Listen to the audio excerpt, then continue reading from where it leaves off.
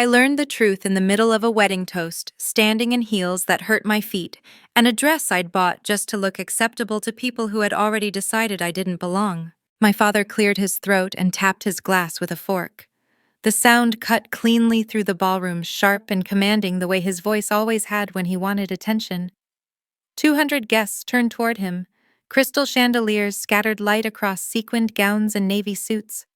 The string quartet softened into a polite hum. I remember thinking for a split second that he might finally say my name. Instead, he smiled at my younger sister, glowing in white at the center of the room, and said, "Your mother and I are so proud of our only daughter." Only, the word didn't echo. It didn't need to. It landed heavy and final, like something closing inside my chest. Applause erupted. People laughed. Someone whistled. My mother squeezed my father's arm, her smile flawless, her eyes never once flicking in my direction. My sister dabbed at happy tears soaking in the moment like sunlight she'd always assumed belonged to her. I stood near the back, half hidden behind a floral arrangement, holding a champagne flute I hadn't tasted. The bubbles had gone flat. My hand was shaking so badly the glass rattled against my ring. For a few seconds, I honestly thought I must have misheard.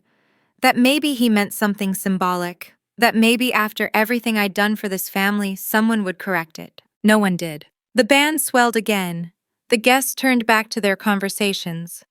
The moment moved on without me, smooth and practiced, like a scene that had been rehearsed long before I walked into the room. That was when I understood something had already been decided. I didn't cry. Not yet. I set the glass down on a passing tray, murmured an excuse to no one in particular, and walked out of the ballroom. The doors closed behind me with a soft, polite click. No one followed. The hallway was quiet, carpeted thick enough to swallow the sound of my heels. At the end of it, glass doors opened onto the terrace overlooking the ocean. Cold night air rushed at me, sharp with salt. Somewhere inside, the countdown to midnight had already started. Laughter drifted through the walls, distant and distorted, like I was underwater. I stepped outside and wrapped my arms around myself. The resort sat on a cliff above the Atlantic, all white stone and manicured hedges. It was the kind of place people booked years in advance, the kind of place my parents liked because it photographed well. Below, waves rolled in and broke against the rocks, steady and indifferent. Fireworks hadn't started yet, but I could see staff setting them up along the edge of the property, gold and white, my mother's favorite colors. I kicked off my shoes and walked down the stone path toward the beach, the cold biting into my feet. Each step felt deliberate, like I was choosing to leave something behind. Behind me, the music swelled again. My sister's wedding, my family's celebration, a perfect picture minus one inconvenient detail. Me. I didn't know yet that this night wasn't just about a toast. I didn't know it was the opening move in something much larger. I only knew that standing there barefoot on wet sand, I felt erased. I thought about all of the holidays I'd driven home for, the birthdays I remembered when everyone else forgot, the checks I'd written without being asked twice, the phone calls that always came when something went wrong, never when things were going right. I had told myself that was just how families worked, that someone had to be the responsible one, the steady one, the one who showed up. I whispered Happy New Year into the wind because midnight had arrived without me noticing. Fireworks exploded above the cliff, light flashing across the water. Cheers rose from the ballroom behind me, loud and triumphant, carrying over the waves. It sounded like celebration. It sounded like mockery. I turned back toward the parking lot instead of the party. My footprints trailed behind me, uneven, already being erased by the tide. By the time I reached my car, my cheeks were wet, and my mascara had run, but I still hadn't cried the way people expect women to cry at weddings. I sat behind the wheel for a long time before turning the key. My phone buzzed. Texts from coworkers wishing me a happy new year. A message from an old friend asking how the wedding was going. I didn't answer any of them. I stared at my reflection in the rearview mirror instead. I didn't look like a sister. I didn't look like a daughter. I looked like a guest who had overstayed her welcome. As I pulled onto the coastal road, the radio crackled to life and settled on a soft piano song. Headlights sliced through the mist. The ocean stayed beside me, dark and endless. That was when my phone buzzed again. An email notification lit up the dashboard. I almost ignored it. The subject line stopped me cold. Finalized transfer of property title. I pulled over without thinking, tires crunching against gravel, heart suddenly racing. The email was from a bank my parents had used for years. I recognized the logo instantly. I opened it. The words blurred at first, then sharpened with terrifying clarity. Beneficiary my sister. Effective date January 1st. The address was the house we grew up in. The one my parents had always said would belong to both of us someday. The one I'd helped keep afloat when money was tight, when pride was all they had left. My name wasn't anywhere on the document. I scrolled. Signatures, dates, notarized, legal, final. The fireworks from the resort reflected faintly on my windshield, distant flashes of gold. Somewhere behind me, my family was still celebrating, still clinking glasses, still telling themselves a story where I didn't exist. I laughed then, a short, hollow sound that surprised me with how calm it was. It wasn't just emotional anymore. It was deliberate. And as I sat there in the dark, staring at proof of how thoroughly I'd been removed from my own family, something shifted. The hurt didn't disappear, but it hardened into something clearer, quieter, more dangerous. They had made their choice. They just had no idea what they'd set in motion. I didn't drive straight home. That felt important later, the way small decisions always do. When you look back and realize they were the first step away from the life you used to accept. I sat in the car with the engine idling, the email still glowing on my phone, until the heater finally chased the cold out of my bones. The address stared back at me like an accusation. The house. The one with the creaky third stair and the window seat my father built when I was 10.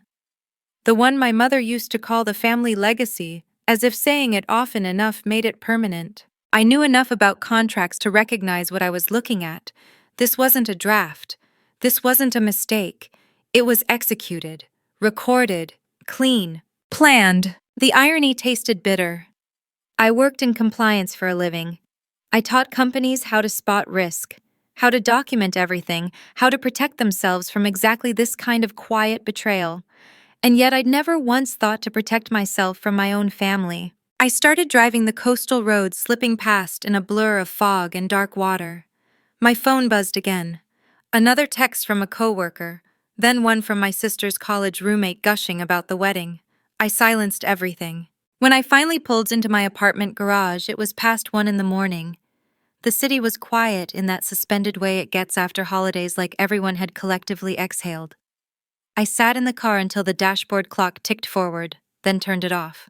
Upstairs, the dress I'd worn hung limp over the back of a chair. It smelled faintly of champagne and sea air. I kicked off my coat, washed my face, and stared at myself in the mirror. I looked older than I had a week ago. Not tired, sharper, like something in me had finally come into focus. I slept for maybe 3 hours before my brain snapped awake again. Images kept replaying. My father's smile. My mother's stillness. My sister's face glowing under chandeliers, while my name vanished from the room. By morning, I'd stopped hoping for an apology. I made coffee I didn't drink and opened my laptop instead. The email sat open on the screen. I downloaded every attachment, saved copies, forwarded them to a private folder I'd labeled nothing more than January. I checked the timestamps. The transfer had been finalized days before the wedding. They'd danced, laughed, toasted the future, knowing exactly what they'd already taken from me. That realization did something strange. The ache in my chest eased, replaced by a steadier pressure. Anger, yes, but also clarity. There would be no emotional confrontation that fixed this. No tearful explanation that made it okay. This was business. And business had rules. By noon, I was on the road. I didn't call ahead. I didn't announce myself. I just drove north out of the city, letting muscle memory guide me the rest of the way. The house came into view around a bend in the road, smaller than I remembered, white siding dulled by winter. A just married sign still hung crookedly from the porch railing. I parked across the street and sat there for a moment, hands tight on the wheel. Then the front door opened. My father stepped out in a robe, blinking like he'd just woken up. When he saw me, surprise flickered across his face, quickly smoothed into something cautious. "What are you doing here?" he asked. I held up my phone, the document pulled open. "You tell me." His eyes dropped to the screen. For a second, just a second, the mask slipped. Then he sighed and gestured toward the door. "Come inside, your mother's resting." The house smelled the same. Lemon cleaner, old wood, familiar in a way that hurt more than anything else. Empty champagne bottles lined the counter. Gift bags crowded the dining room table. I didn't sit when he offered. Why wasn't I told? He rubbed the back of his neck. It's complicated. It looks simple, I said. You gave the house to my sister. She has children, he said quickly. She needs stability. You're doing well. You've always been independent. Independent. The word landed like a verdict. I laughed once, short and sharp. Is that what you call paying your mortgage for years? His head snapped up. You didn't have to do that. But I did, I said. Because you asked. Because you said family helps family. Silence stretched between us. Footsteps sounded on the stairs. My mother appeared in the doorway, immaculate, even in a robe, hair brushed, lips already tinted. She looked at me like I was a scheduling inconvenience. You should have called, she said. I figured you wouldn't answer, I replied. Her mouth tightened. You're upset. I understand, but this isn't as dramatic as you're making it. Not dramatic, I said softly. You erased me. She crossed the room with controlled steps. No one erased you. You have your career, your life. Your sister needed a home. And I didn't. My voice shook despite myself. I needed honesty. She tilted her head. You're too emotional about these things. You always have been. That was the moment something inside me went still. I didn't argue. I didn't raise my voice. I just picked up my bag and headed for the door. Behind me, my father said my name once. I didn't turn around. Outside, the air felt colder, cleaner. I walked around the side of the house to the old workshop behind the garage. The door creaked when I pushed it open. The smell of sawdust lingered, faint but familiar. On the workbench sat an unfinished chair, its seat missing. I ran my fingers along the smooth wood, remembering Saturdays spent here as a kid, my father teaching me how to build things that lasted. If you want it to hold weight, he'd said, you build it strong where no one sees. When I stepped back into the driveway, a silver SUV was pulling in. My sister got out, her smile faltering when she saw me. Oh, she said, you heard. I read, I corrected. She shifted her weight, eyes darting toward the house. Mom said you might take it the wrong way. There's a right way, I asked. Her voice dropped. They wanted to make sure the kids were secure. You don't even live here. That familiar sting. Independence used as justification. Success turned into disqualification. You could have told me, I said. She looked down. I didn't know how. You never do, I replied quietly. I left, then gravel crunching under my heels, her voice calling after me. I didn't stop. Halfway back to the city, my phone buzzed. An unknown number. We need to talk. I have information about your parents' financial transfers. My heart kicked hard against my ribs. Who is this? I typed. A reply came almost instantly. Tomorrow morning, I'll bring proof. I stared at the road ahead, the house shrinking in my rearview mirror, and for the first time since the toast, I smiled. The silence around my family was cracking, and whatever they'd built on my absence was about to start collapsing. I barely slept that night, but it wasn't the frantic, panicked kind of insomnia I'd known before. It was sharper. My mind moved in straight lines now, connecting things I'd ignored for years because acknowledging them would have meant changing everything. At 6 a.m, I was already dressed, sitting at my kitchen table with a yellow legal pad, writing down dates, amounts, memories I'd once brushed aside as normal family obligations. Every birthday check, every temporary loan, every emergency that somehow always landed on my shoulders. By the time I left my apartment, the city was still gray and quiet fog clinging low to the streets. I chose a coffee shop near the train station, neutral ground, somewhere public, somewhere with witnesses. I didn't know who was meeting me, but instinct told me not to be careless. I took a booth near the back, ordered coffee I still wouldn't drink, and watched the door. At 9:03 it opened. He wasn't who I expected. Not a banker in a stiff suit, not a stranger with nervous eyes. He was calm, late 30s, maybe dressed like someone who spent most of his time indoors and under pressure. When his gaze met mine, he nodded once like he'd already confirmed who I was. You're Claire, he said. I nodded. You texted me. He slid into the seat across from me. My name's Daniel Mercer. I'm an attorney. I used to work in-house for the bank your parents use. Something clicked faintly in my memory. A handshake years ago, polite conversation, a face I'd filed away and forgotten. I'm not here to stir up drama, he continued.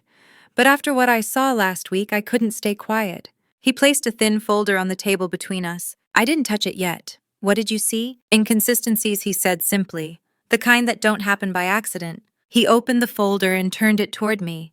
Inside were copies of documents I recognized immediately. The house transfer, the notarized deed. But beneath them was something new. A mortgage satisfaction statement. My stomach dropped. That says the loan was paid off last summer, I said. That's not possible. He nodded. It wasn't paid off with your parents' money. I looked up sharply, then how? A short-term bridge loan, he said. Taken out in your father's name. Co-signed by your sister. The air felt thinner. She doesn't live there. She claimed she did, he replied, sliding another page forward. On the application. I stared at the paperwork, my pulse roaring in my ears. Addresses, income statements, signatures. They lied, I said. They misrepresented, he corrected. And then they used the cleared title to transfer ownership cleanly. My hands curled into fists under the table. Why involve me at all? Because you were funding it, he said gently. I didn't respond, but my silence told him enough. I've seen your transfer history, he continued. Monthly deposits, utilities, emergency funds. Without you, they would have defaulted years ago. The word default echoed like a warning bell I'd ignored too long. He pulled out another page, a ledger. This, he said, tapping a line, is a home equity loan taken out months before the wedding. The repayments align almost perfectly with your deposits. Understanding hit hard and fast. So my money wasn't paying off their house, I said. It was servicing a new loan. Yes. And what was that loan used for? He hesitated, studying my face. To secure a merger. I felt dizzy. What merger? Your father's company, he said. With your brother-in-law's firm. The room tilted. My father's business. The place I'd grown up sweeping floors and counting nails. The thing he'd built with his hands. They merged, I whispered. Technically, he said. Functionally, they sold control. He slid another document toward me. State filings, ownership percentages. Your parents now hold less than half, he said. The rest belongs to your sister and her husband. I leaned back, staring at the ceiling. They hadn't just given her the house. They'd given her everything. Daniel closed the folder slowly. There's more. Of course there was. This email, he said, handing me a printed page, was sent by your mother to a private attorney. My eyes scanned the words. Asset protection, preemptive transfer, family creditor exposure. I swallowed. Family creditor means me. Yes. The coffee shop faded around me, noise muffled like I was underwater again. They planned this, I said. They planned to cut me out. They planned to protect themselves, he said. From you asking questions. I stared at the papers, the neat lines of legal language that reduced 8 years of loyalty into something disposable. What do? I asked quietly. He met my gaze. If you do nothing, everything will pass fully to your sister, and you'll still be the one who paid for it. The truth landed heavy but clean. And if I act, we file for an injunction, he said. Freeze the assets tied to your contributions, the house, the business interests, everything. I didn't hesitate. Do it. He studied me for a moment. You're sure? They already erased me, I said. I'm just making it official. A faint smile touched his mouth. Then we start today. When he left, the fog outside had lifted. Sunlight filtered through the windows, illuminating dust motes in the air. People laughed at nearby tables, living ordinary lives untouched by betrayal. I gathered the papers and stood. Back at my apartment, I opened my laptop and logged into my bank accounts. Years of transactions scrolled past. I copied them into a spreadsheet, labeling each one. Rent assistance, emergency repairs, mortgage support. When I reached the total, my breath caught. Hundreds of thousands. I closed the computer and sat back, staring at the quiet order of my life. The clean counters, the framed photos, the independence they'd always used as proof I didn't need anything. That night I stood on my balcony, city lights flickering below. Somewhere far away, my family was probably telling themselves a story where I was overreacting, where this would blow over. I raised my glass toward the dark sky. They'd mistaken my silence for weakness. They were about to learn the difference. The injunction papers arrived before sunrise. Daniel emailed them with a single line. Read everything. Then call me. I sat at my kitchen table in the early blue light, scrolling through page after page of legal language that felt surreal only because it finally named what I'd lived through for years. Financial contribution, reliance, misrepresentation, fraudulent transfer. Words that stripped emotion out of the story and left only facts. By the time I called him back, my hands were steady. We file today, he said, but you need to understand something. Once this starts, it doesn't stay private. It was never private, I said. They just pretended it was. He didn't argue. The first call I got after that wasn't from my parents or my sister. It was from my aunt, my mother's older sister, her voice careful and tight, like she was trying not to break something fragile. Your mother says you're involving lawyers, she said. I am, I replied. A pause. She's very upset. I almost laughed. Imagine that. She says you're misunderstanding everything, my aunt continued. That this was estate planning, practical, sensible. They forged documents, I said flatly. That's not planning, that's theft. Silence stretched on the line. I just wanted you to hear their side, she said finally. I've heard it my whole life, I replied. I'm done. When I hung up, the phone rang again. My sister. I let it go to voicemail. Her message was breathless, shaky. Claire, please call me. Mom's beside herself. Dad's saying this could ruin everything. We can talk. We can fix this. Fix. That word used to hook me every time. Fix meant smooth things over. Fix meant sacrifice quietly so everyone else could stay comfortable. I deleted the message. By noon, Daniel had filed the injunction. By 3, the bank had acknowledged receipt.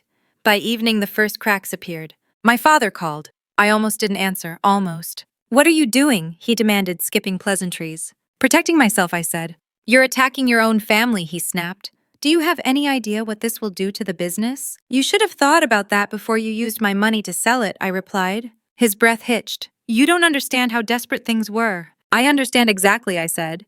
You just didn't think I deserved a say. You were fine, he said again, grasping for the same excuse. You didn't need— Stop, I cut in. You don't get to tell me what I needed after you took it. He was quiet then. When he spoke again, his voice was lower. If you go through with this, there's no coming back. I looked out my window at the city, solid and indifferent. There was no coming back the moment you erased me. I hung up. That night I drove north again. Not to the house. To the business. The building looked the same from the outside, weathered brick and tall windows. But the sign had changed. New logo. New name. My sister's married name paired neatly with my father's. I sat in my car for a long time watching the lights inside. Then I went in. The receptionist didn't recognize me at first. She smiled politely. Can I help you? I'm looking for my father, I said. Her smile faltered. He's in a meeting. Tell him I'm here, I replied. He'll make time. I didn't wait for permission. His office smelled different. New furniture, metal instead of wood. The walls were bare where sketches used to hang. Family photos gone. He stood when he saw me, face flushing. You can't just barge in here. I used to, I said. Remember? He gestured for me to sit. I stayed standing. You merged, I said. You didn't tell me. He rubbed his temples. We didn't have a choice. You always have a choice, I replied. You just chose not to involve me. The door opened behind us. My mother stepped in, perfectly dressed, eyes sharp. I knew this would happen. I turned to face her. Then why act surprised? She crossed her arms. You're being dramatic. This is business. You forged my signature, I said. That's a crime. Her mouth tightened. You're exaggerating. Daniel's words echoed in my head. Stay factual. You listed me as a consenting party, I said calmly. On documents I never saw. She didn't deny it. You've always been so difficult, she said instead. Always questioning, always needing control. I laughed softly. You taught me to document everything. Congratulations, it finally worked against you. Behind her, my sister appeared in the doorway. Her eyes were red. Claire, please, we can work this out. I looked at her, really looked. The sister who had always let things happen as long as she benefited. The sister who'd signed papers she claimed not to understand. You signed the loan, I said. You claimed residency, you knew enough. Her voice wavered. I trusted them. So did I said. That's the difference. My father sank into his chair, suddenly looking older. We were trying to save what we built. You built it with my help, I replied. And then you locked me out. My mother scoffed. This will destroy us. I met her gaze. No, this will expose you. I left before they could respond. By the time I reached my car, my phone was buzzing. Missed calls, messages piling up, friends, extended family, people who suddenly wanted to understand. I turned it off. The next morning, the local news picked up the filing. Small headline, quiet language, enough to start whispers. Family business under legal dispute. My mother cared about two things above all else: control and appearance. I had just taken both. That evening, Daniel called. They're panicking, he said. Your brother-in-law's firm just hired crisis counsel. I leaned back on my couch, exhaustion finally catching up to me. Good. There's something else, he added. We pulled additional records. I think this goes deeper than the house and the merger. I closed my eyes. Of course it did.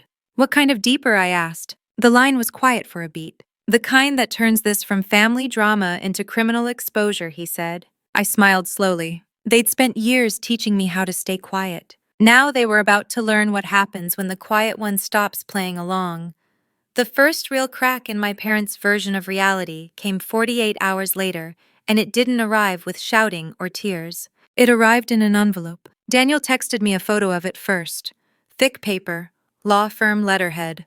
My mother's handwriting on the address, still elegant, still controlled. She had sent a cease and desist. I stared at my phone for a long moment, then laughed out loud, the sound sharp in my quiet apartment. Cease and desist. From what existing? Daniel called a few minutes later. They're trying to intimidate you, standard pressure tactic. It's almost cute, I said. Like they still think I'll fold. They also hired a forensic accountant, he added, which tells me they're scrambling. That should have scared me. Instead, it felt like confirmation. That afternoon, I took a personal day from work and drove back north, not to confront anyone, but to remember something I'd nearly forgotten. The truth leaves patterns. I stopped at a small diner outside town, the kind of place my father used to take me when I was a kid, vinyl booths, and burnt coffee, the waitress calling everyone honey without irony.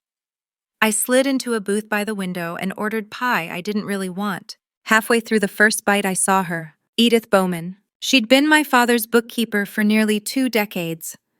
Quiet, precise. The kind of woman who never raised her voice, but noticed everything.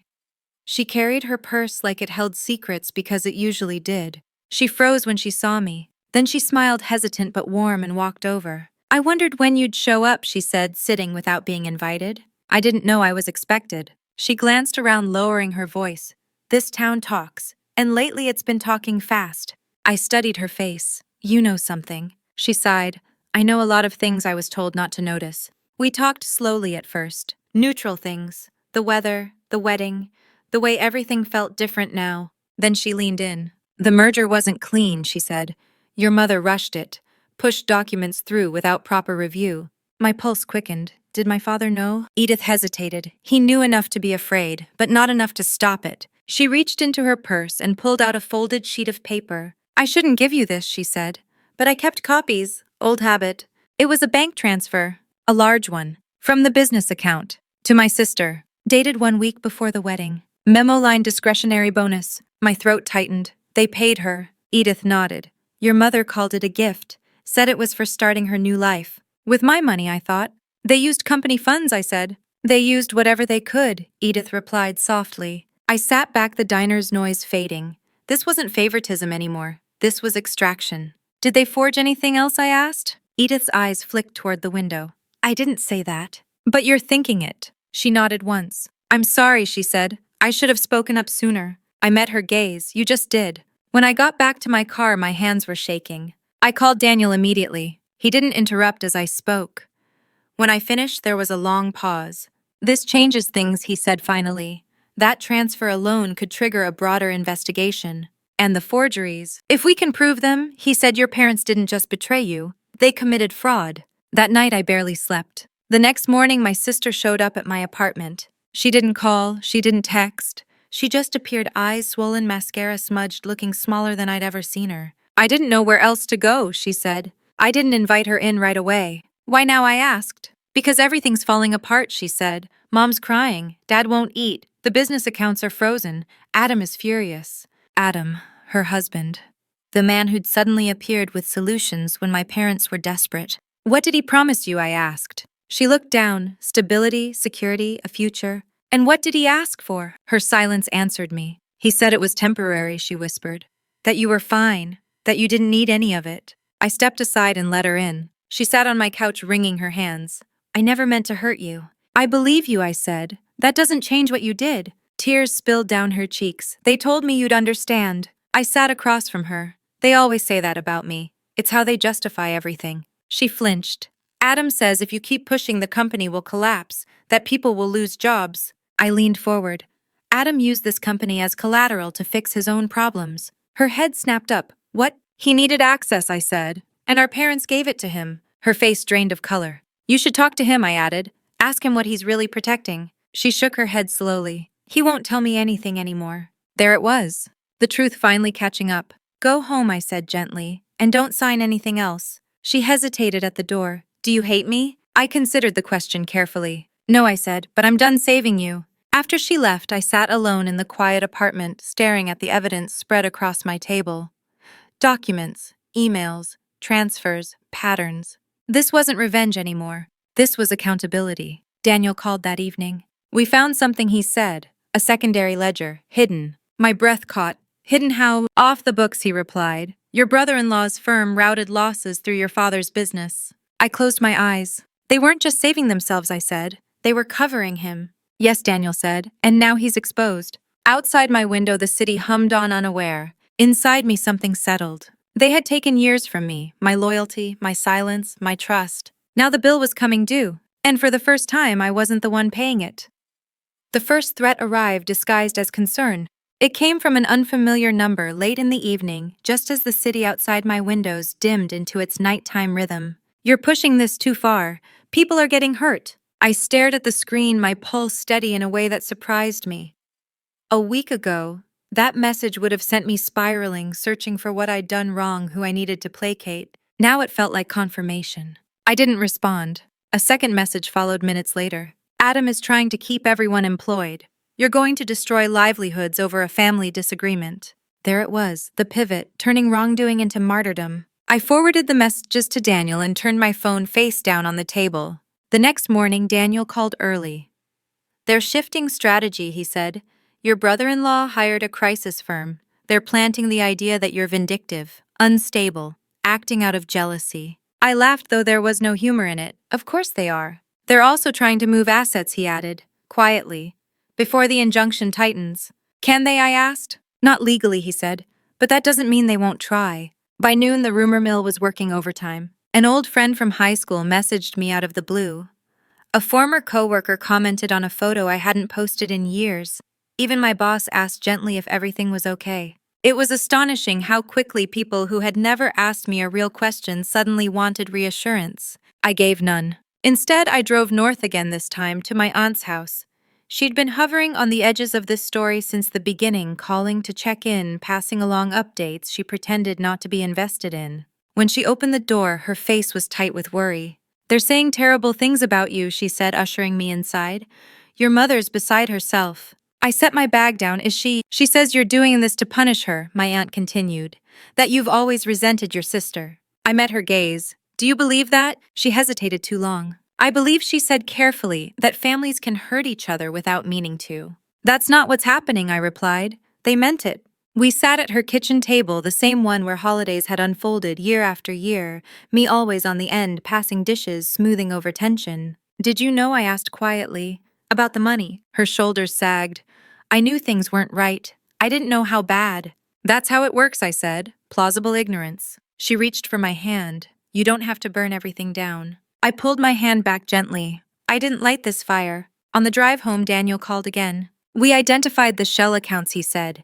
Your brother-in-law's firm has been bleeding cash for years.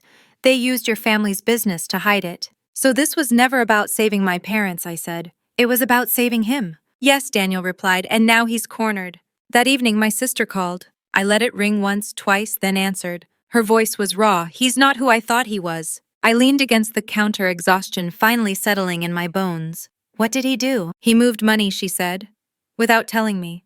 Accounts I didn't know existed. I closed my eyes. That's not new. He says he was protecting us, she whispered. That if this comes out, everything's gone. I thought of my parents clinging to image even as the foundation crumbled. Everything's already gone, I said softly. They just don't want to admit it. She started crying, then deep heaving sobs that carried years of denial with them. I don't know what to do, she said. For once I replied, do nothing. Silence stretched between us. He's blaming you, she added. Says if you'd stayed quiet, none of this would be happening. That's true, I said, and that's the problem. After we hung up, I poured myself a glass of wine and sat on the balcony watching headlights stream along the river like veins of light. I wasn't angry anymore. I was alert. The next day, Daniel called with urgency in his voice. We have a witness, he said. Someone inside your brother-in-law's company. My heart kicked hard. Who? His former financial officer, Daniel replied. He was terminated last month. Quietly. He's scared. What does he want? Protection, Daniel said, and immunity. I didn't hesitate. Get him. The meeting was set for that evening in a private office downtown. When the man arrived, he looked like someone who hadn't slept in weeks. His hands shook as he accepted the coffee Daniel offered. I didn't sign up for this, he said immediately. I thought it was creative accounting. Tell us what you know, Daniel said calmly. The man swallowed. Adam's been moving losses through partner companies for years. When your parents' business came into play, it was perfect. Family-owned, trusted, quiet. My stomach twisted. He needed clean books for a refinancing. The man continued. Your money kept things afloat long enough to make it look legitimate. I felt a cold clarity settle over me. So I was the buffer, I said, the disguise. He nodded. When you stopped paying, everything unraveled. Daniel leaned forward. Do you have proof? The man slid a flash drive across the table. Everything's there, he said. Emails, transfers, instructions. I stared at the drive, small and unassuming, holding years of lies. Why come forward now, I asked. He met my eyes. Because he threatened me. And because I don't want to be the only one who pays for this. When he left, Daniel locked the drive away. This, he said quietly, changes everything. I nodded. Outside, the city carried on, unaware that something fundamental had shifted. They had taken from me because they believed I would endure it, that I would absorb the damage and keep smiling. They were wrong. And now, with the truth finally documented and witnesses stepping into the light, there was no way back to the story they preferred. Only forward. And forward was going to hurt. The flash drive sat on my coffee table all night like a living thing. I didn't touch it. That mattered to me. For years, I'd been the one to clean up messes, to jump in early, to manage damage before it spread. This time I forced myself to wait, to breathe, to let the professionals do what I'd hired them to do. Still, sleep wouldn't come. Every time I closed my eyes, I saw my parents' faces, the practiced calm, the private panic underneath. I saw my sister's hands shaking as she admitted what she'd signed without reading. I saw Adam smile at the wedding, confident and smug, like a man who believed the future belonged to him by default. By morning, my jaw ached from clenching it in my sleep. Daniel called just after 8. I reviewed the contents, he said. It's worse than we thought. Of course it was. He used layered transfers, Daniel continued. Multiple shell entities. Some domestic, some offshore. Your parents' company wasn't just collateral. It was a laundering mechanism. I stared out my kitchen window at the slow movement of traffic below. So they weren't just victims. No, he said carefully. They were participants. Maybe not masterminds, but they signed off on things they didn't want to understand. I swallowed. What happens next? We notify the State Fraud Division, he said, and given the scope, likely federal authorities. Once that happens, control leaves everyone's hands, including mine. That should have scared me. Instead, it felt like relief. Do it, I said. By noon, the tone shifted everywhere. My phone filled with missed calls, unknown numbers, journalists, I assumed. Someone had leaked the existence of the investigation, if not the details. The narrative was forming without me, the way narratives always do. Estranged daughter seeks revenge, family feud spirals. I turned my phone off. I was halfway through making soup I wouldn't eat when someone knocked on my door. 3 sharp knocks, confident, not tentative. My stomach dropped. I didn't answer right away. I moved quietly to the door and checked the peephole. Adam. He stood there in a tailored coat, hands in his pockets, expression carefully neutral. Not angry, not frantic. Controlled. I opened the door but didn't step aside. This is inappropriate, I said. He smiled slightly. So is involving regulators over a misunderstanding. I crossed my arms. You should leave. 5 minutes, he said. Then I'll go. Against my better judgment, I let him in. He looked around my apartment with quick, assessing glances. Clean. Minimal. No family photos. He nodded as if confirming a theory. You've always been independent, he said lightly. I respect that.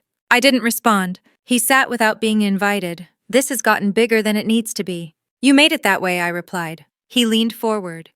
Your parents are terrified. Your sister's barely functioning.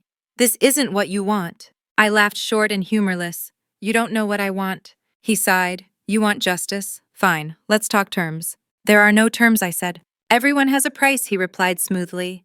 You drop the filings. We restructure quietly. You're compensated.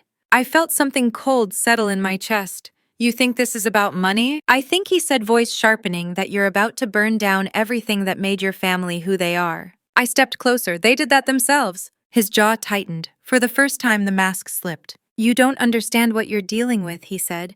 People will lose jobs, retirement funds, reputations. You should have thought of that before you committed fraud, I said. He stood abruptly. You think you're untouchable? I met his gaze steady. No, I think I'm done being afraid. For a moment, the air between us felt charged, dangerous. Then he smiled again.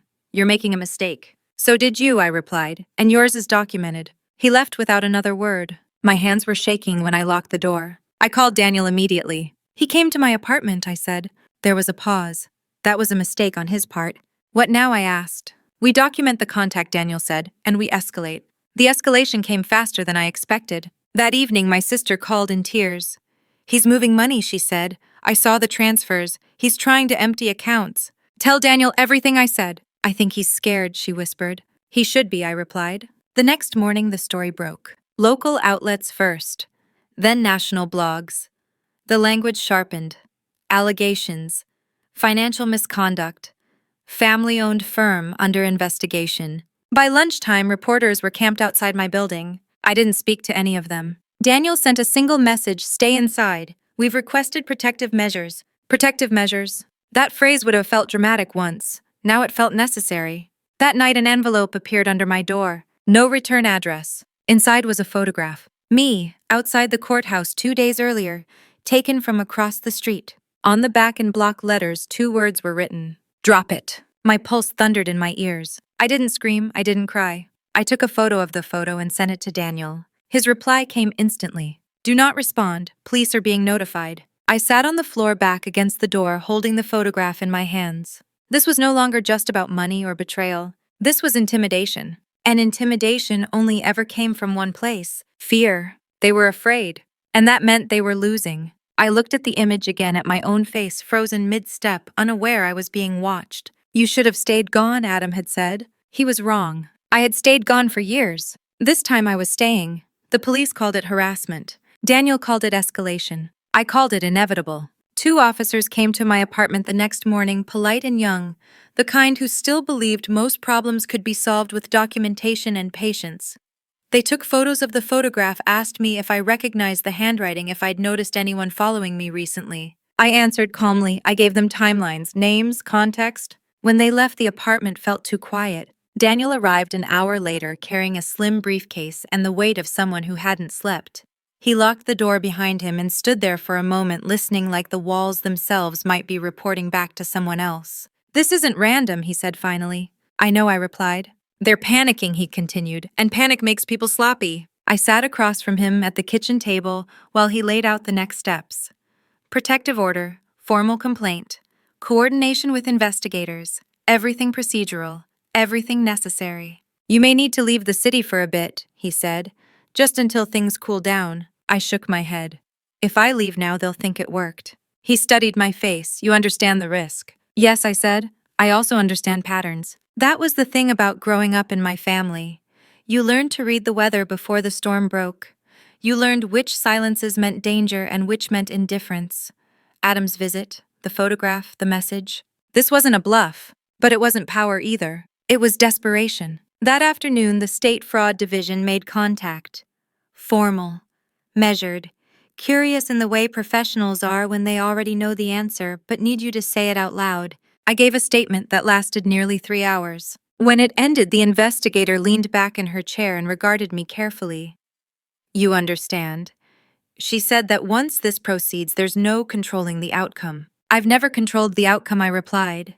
I've just been expected to absorb it. She nodded once, not anymore. By evening, the pressure shifted again. My aunt called, voice trembling. Your father collapsed. The words landed heavy, dull. He's alive, she added quickly.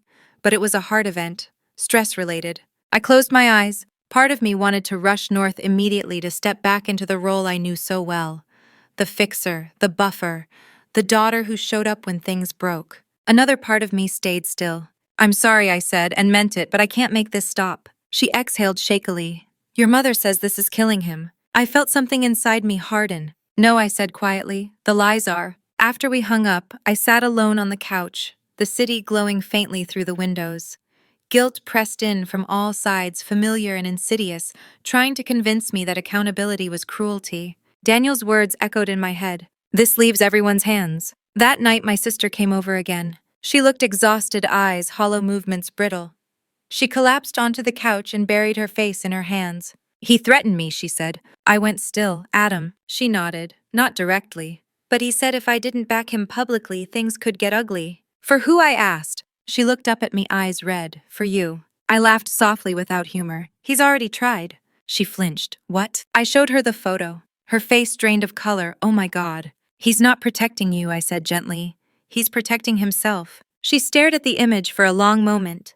I didn't know she whispered. I know, I replied. But you know now. She shook her head. What if he hurts someone? That question lingered in the air between us, heavy and real. Then he makes his own case, I said. She stayed the night, sleeping fitfully on my couch. At dawn, she left quietly, eyes clearer than they'd been in weeks. That same morning, Daniel called with news that tightened everything. They found a connection between Adam's firm and offshore accounts, he said. Significant amounts. This is moving federal. I closed my eyes. How fast? Faster than anyone expected. The fallout came in waves. First, the business accounts were fully frozen. Payroll halted. Vendors pulled contracts. The carefully polished image my parents had spent decades maintaining cracked in public. Then the reporters moved north. Cameras outside my parents' house.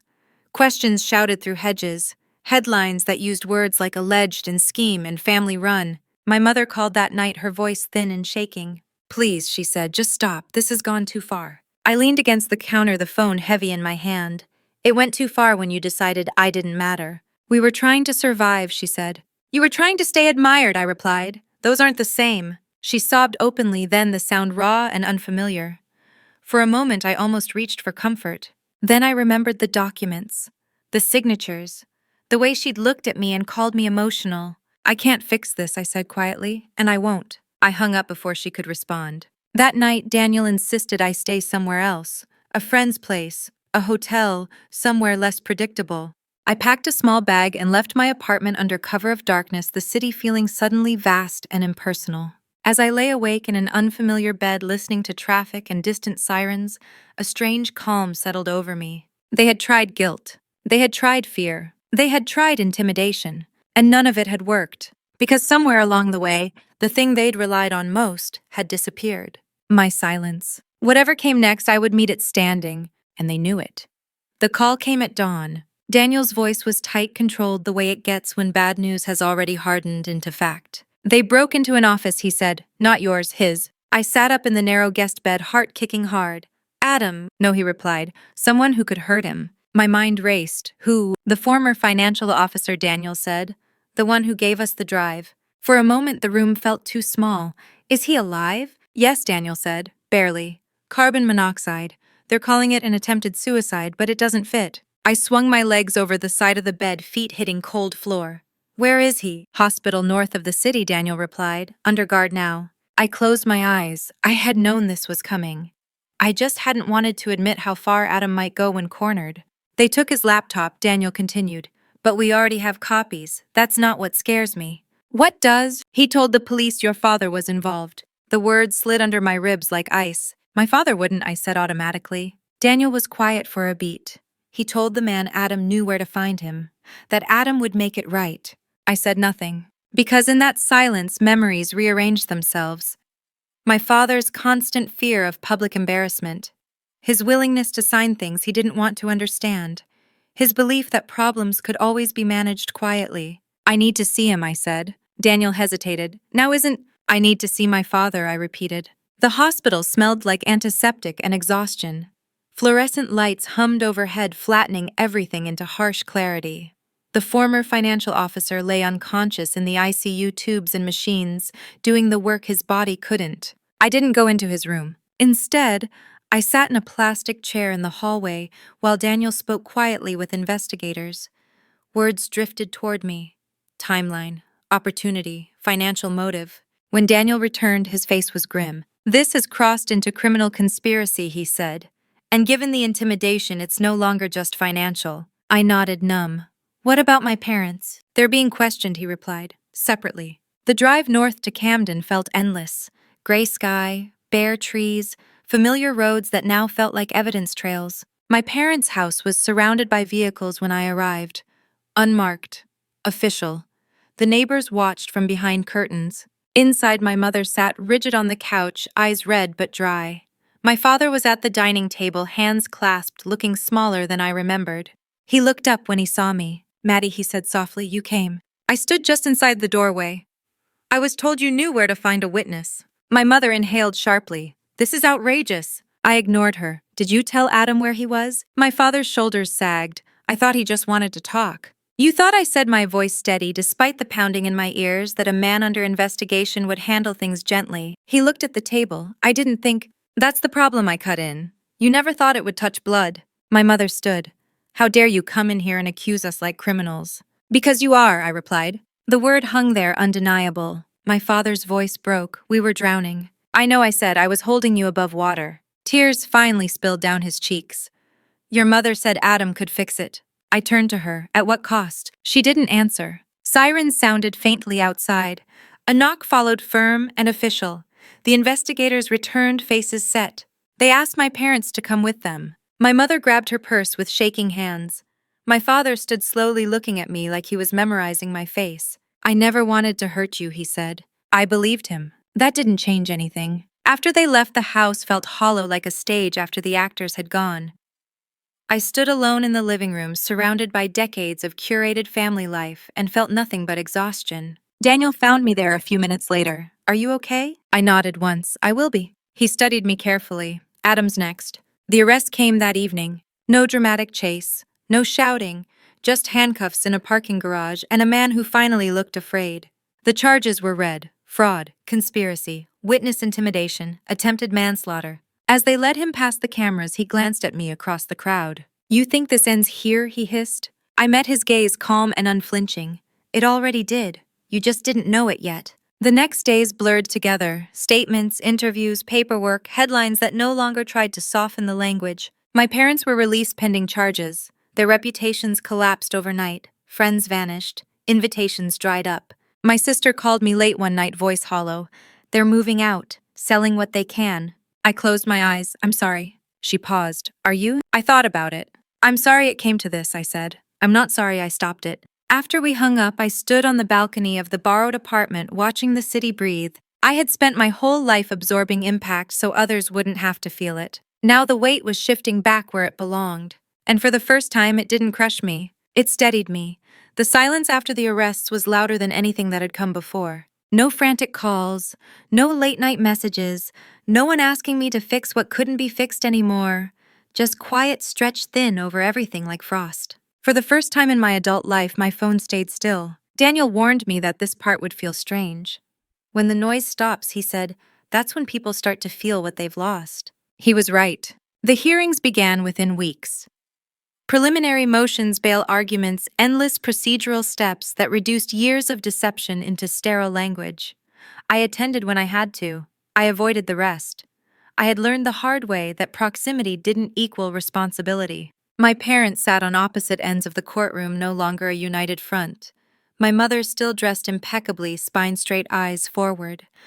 My father looked smaller each time I saw him, his hands trembling slightly when he folded them in his lap. They didn't look at me. That was new. Adam did, every time. His gaze carried something sharp and poisonous, like blame mixed with disbelief. As if he still couldn't comprehend how this had unraveled, how someone like me, quiet and reliable, had become the fulcrum that tipped his entire structure into collapse. I didn't look away. One afternoon after a hearing, Daniel and I sat in a coffee shop across from the courthouse. It felt surreal to be surrounded by people talking about weekend plans while lives were breaking open a few blocks away. This is where it turns, Daniel said, stirring his drink. From spectacle to consequence. What does that mean for me? I asked. He studied me for a moment.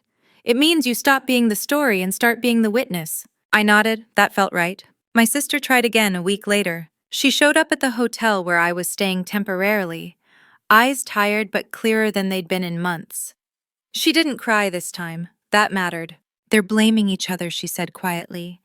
Mom says Dad let Adam manipulate him. Dad says Mom pushed everything through. I leaned against the window. And Adam? He says he did what he had to, she replied. That everyone benefited until you stopped paying. The words stung even now. I never thought of it that way, she continued. As you paying? I turned to face her. That's because they taught you not to. She nodded slowly. I'm leaving him. I felt a flicker of something like relief. Are you safe? Yes, she said. I think so. I'm staying with a friend. He's not fighting it. He's too busy fighting everything else. We stood in silence for a moment, the weight of shared history pressing in. I don't expect forgiveness, she said finally. I just wanted you to know I see it now. That was more than I'd expected. I hope you build something better, I said. Truly. She hesitated. Do you think we'll ever be okay? I considered the question carefully. I think we'll be honest, I said, and that's a start. After she left, I sat alone watching traffic move below. For the first time, I didn't feel pulled back by obligation. The cord had finally snapped. The trial dates were set. Adam took a plea deal, not out of remorse, but strategy.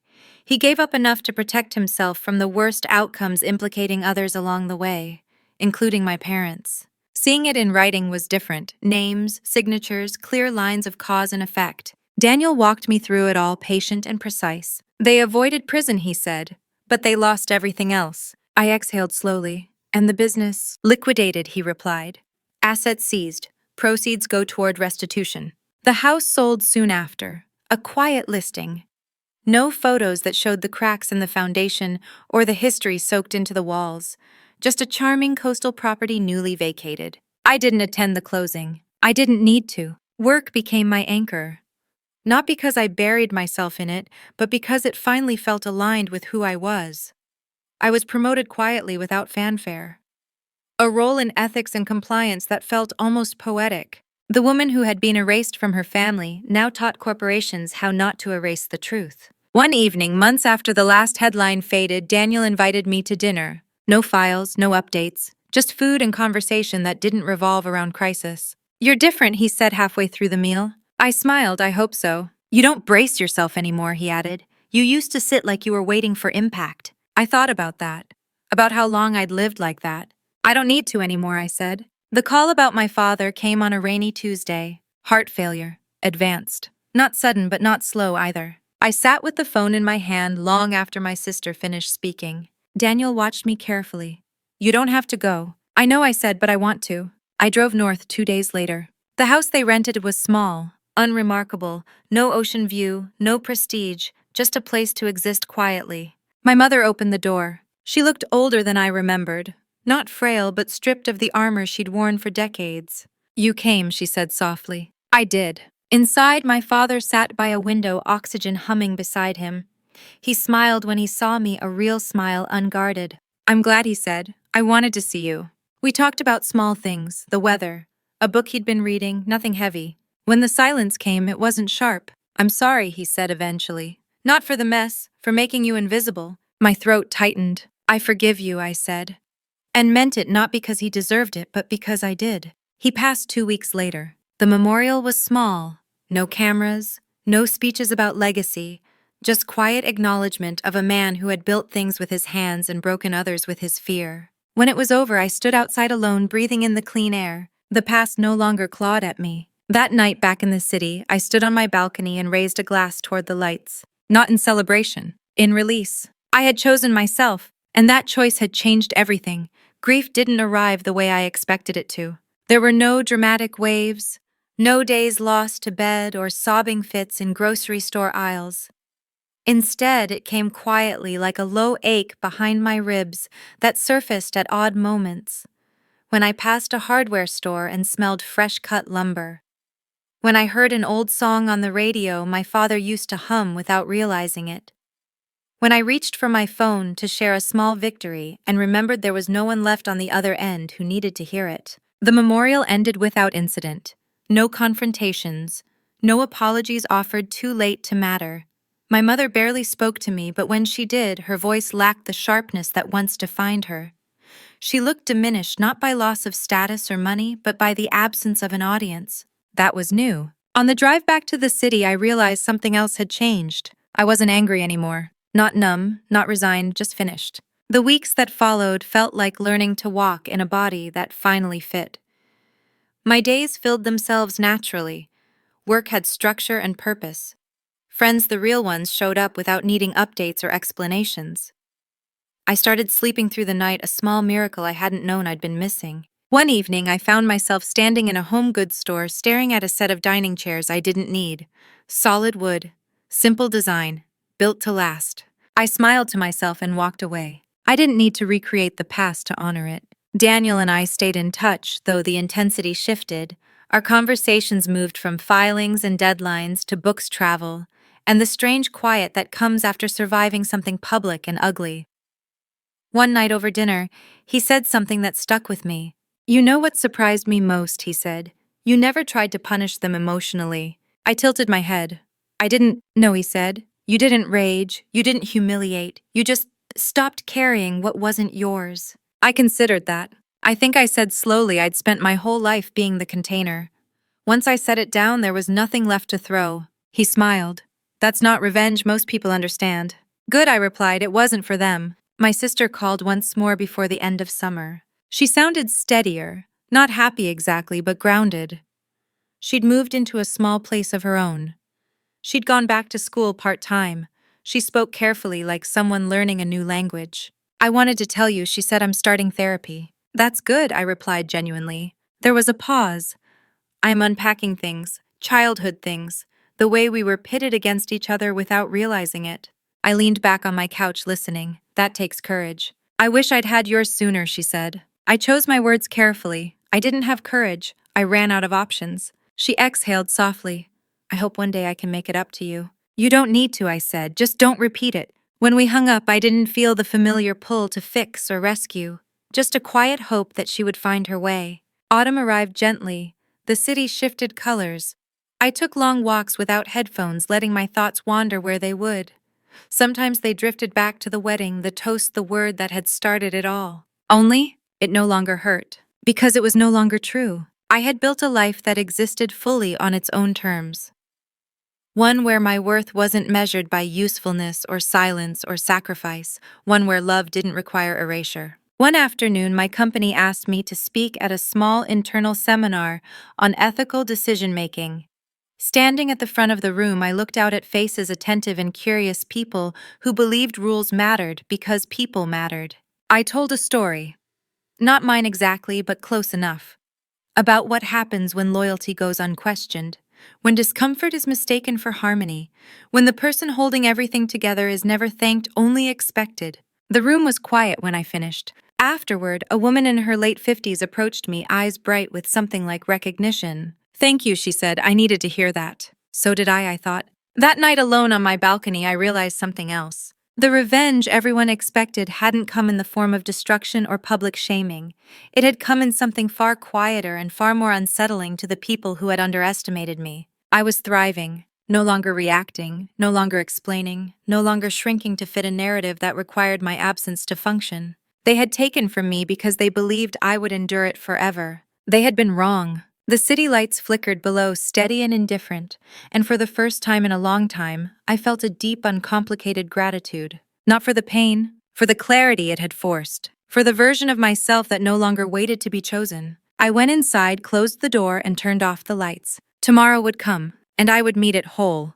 The last thing to return was my voice. Not the one I used at work, or with friends, calm and measured, shaped by years of professionalism. I mean the private voice.